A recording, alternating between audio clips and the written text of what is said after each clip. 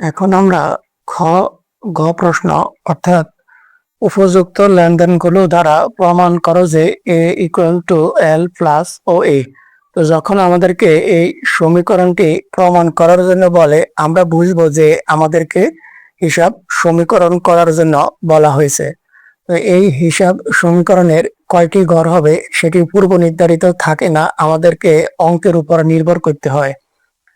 এই অঙ্কে কয়টি ঘর হবে এই অঙ্ক থেকে নির্ধারণ করতে হবে।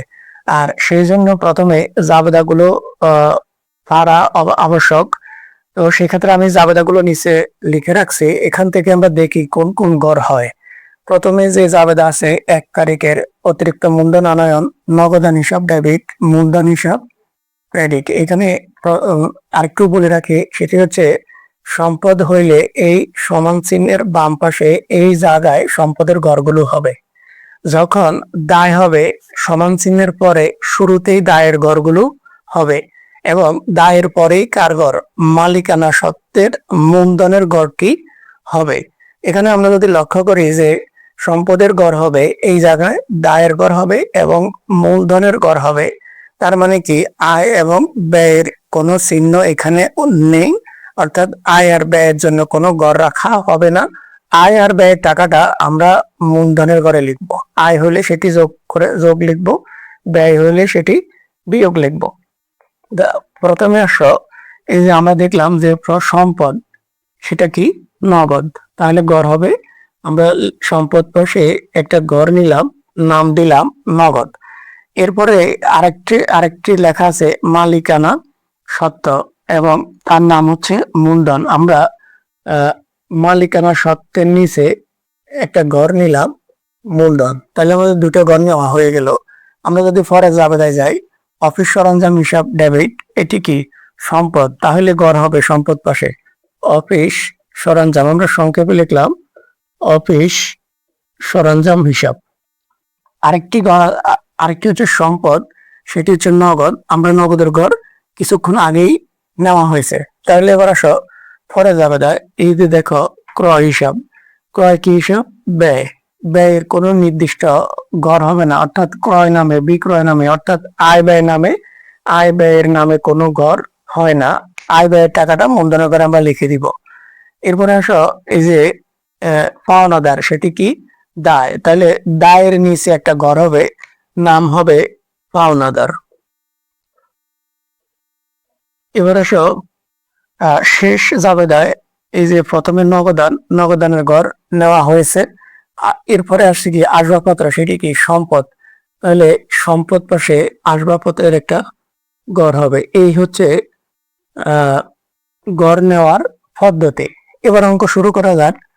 1 তারিখ বলা আছে ব্যবসায়ে অতিরিক্ত মূলধন আনয়ন 1 লক্ষ টাকা, নগদান হিসাব ডেবিট, মূলধন হিসাব ক্রেডিট। তাহলে নগদের ঘরে আর মূলধনের ঘরে হবে, কে বললো, জাবেদাই বলে দিল যে নগদের ঘরে একবার হবে, মূলধনের ঘরে একবার হবে। কত টাকা, এই 1 লক্ষ টাকা, একবার নগদের ঘরে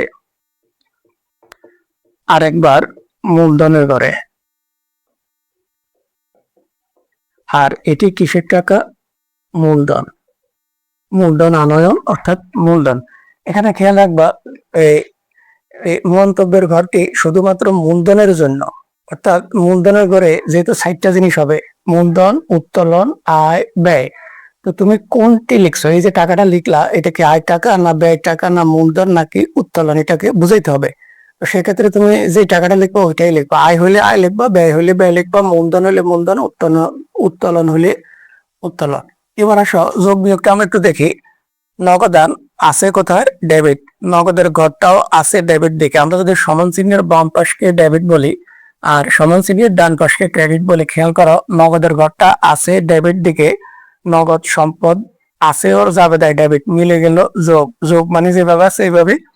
খেয়াল করো এই যে মূলধনের ঘরটা আছে ক্রেডিট, জাবেদায় মূলধন ক্রেডিট, মিলে গেল যোগ। আসো পরে জাবেদায় 15 তারিখ অফিস সরঞ্জামের ঘরে আর নগদের ঘরে, অফিস সরঞ্জামের ঘরে আর নগদের ঘরে কত টাকা, 65,000 টাকা। ওই যে দোকানের জন্য একটা কম্পিউটার ক্রয় করছিল, তাহলে এই যে 65,000 টাকা একবার অফিস সরঞ্জামের ঘরে আর একবার নগদের ঘরে, কত 65,000 টাকা, একবার অফিস সরঞ্জামের ঘরে, আরেকবার নগদের ঘরে। তাহলে আমরা যোগ বিয়োগটা একটু দেখি। এই যে প্রথমে অফিস সরঞ্জামটা দেখি। অফিস সরঞ্জাম ঘরটা আছে কোন দিকে? ডেবিট দিকে। জাবেদায়ও আছে ডেবিট, মিলে গেল যোগ। যোগ মানে যেভাবে আছে এইভাবে। আর নগদান খেয়াল করো, এই যে নগদের ঘরটা আছে ডেবিট দিকে, কিন্তু জাবেদায় নগদান কি? ক্রেডিট, মিলে নাই। ঘরটা আছে ডেবিট, কিন্তু জাবেদায় বলতেছে নগদান ক্রেডিট, মিলে নাই। না মিললে বিয়োগ, বিয়োগ মানে ব্র্যাকেট। তাহলে 1,00,000 টাকা। এবার আমরা যদি যোগ বিয়োগ করি, এদিকে টাকা হয় নাই, এই দুই ঘরে হয়েছে। তাহলে 1 লক্ষ টাকা থেকে যদি 65,000 টাকা চলে যায়, তাহলে আমাদের কাছে থাকে 35,000 টাকা। এখানে আছে 65, একটা টাকাই লিখলাম, এখানে 1,00,000 বরাবর আছে। এরপর আসো 20 তারিখে ক্রয় ডেবিট, পাওনাদার ক্রেডিট। এই ক্রয়ের তো নির্দিষ্ট কোথাও ঘর নাই, নগদ সরঞ্জাম আসবাবপত্র পাওনাদার মূলধন। ক্রয়ের ঘর নাই, আমরা জানি ক্রয় মূলধনের ঘরে হবে, আর পাওনাদারের ঘর আছে, তার মানে এই দুই ঘরে হবে।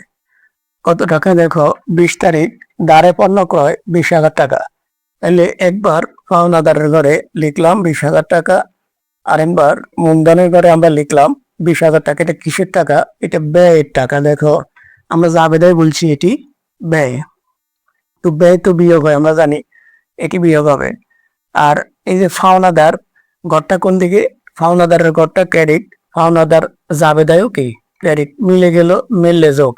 আর আমরা একটু মনে রাখবো যে এক পাশে যখন হবে, এই যে 20,000 টাকা, দুইটা টাকায় যখন সমান চিহ্নের একদিকে হবে, তখন একটা যোগ একটা বিয়োগ, এটি বিয়োগ হলে এটি যোগ হইতো।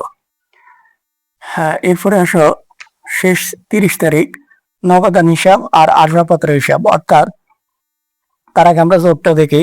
35,000, 65,000, 65 ছিল, 65 আছে, এখানে 20, একটা টাকার অঙ্ক 20,000, আর 1 লক্ষ থেকে 20,000 গেলে 80,000 টাকা।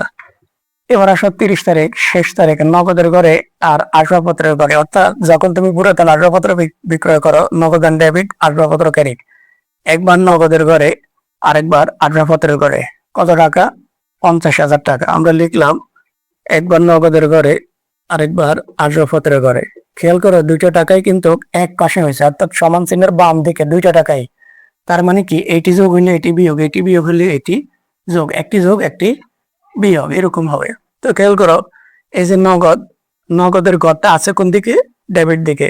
এখানে নগদ আছেও কোথায়? ডেবিট, মিলে গেল, এটি যোগ। আর আসবাবপত্রের ঘরটা দেখো, আসবাবপত্র আছে কোন দিকে? ডেবিট দিকে, কিন্তু জাবেদায় আসবাবপত্র ক্রেডিট, মিলে নাই, আর না মিললে বিয়োগ।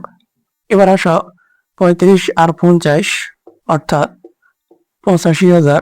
এই ঘরে আছে 65,000, আর এই ঘরে 50,000 বিয়োগ অবস্থায় আছে, ব্র্যাকেট আছে মানে বিয়োগ অবস্থায় আছে। আর এখানে 20,000, 20,000-এ থাকলো 80,000, 80,000-এ থাকলো। এবার তুমি অঙ্ক শেষ হলেও এবার যোগ, বাম দিকে যোগফল এবং ডান দিকে যোগফল দেখতে হবে সমান আছে কিনা। তাহলে 85 আর 65 কত হলো? 1,50,000, এই দুই ঘর, কিন্তু এটি মাইনাস। আবারও বলি, 85 এবং 65 হচ্ছে যোগের, আর এই দুইটা যখন তুমি যোগ করো তখন 1,50,000 হয়। ঠিক 50,000 যখন মাইনাস করে দাও, আর থাকে 1 লক্ষ টাকা। ঠিক ডান দিকে তোমার 80 আর 20, 1 লক্ষই বরাবর আছে, উভয় পাশ সমান হইল, এবং এটি হলো সমীকরণ সমাধান।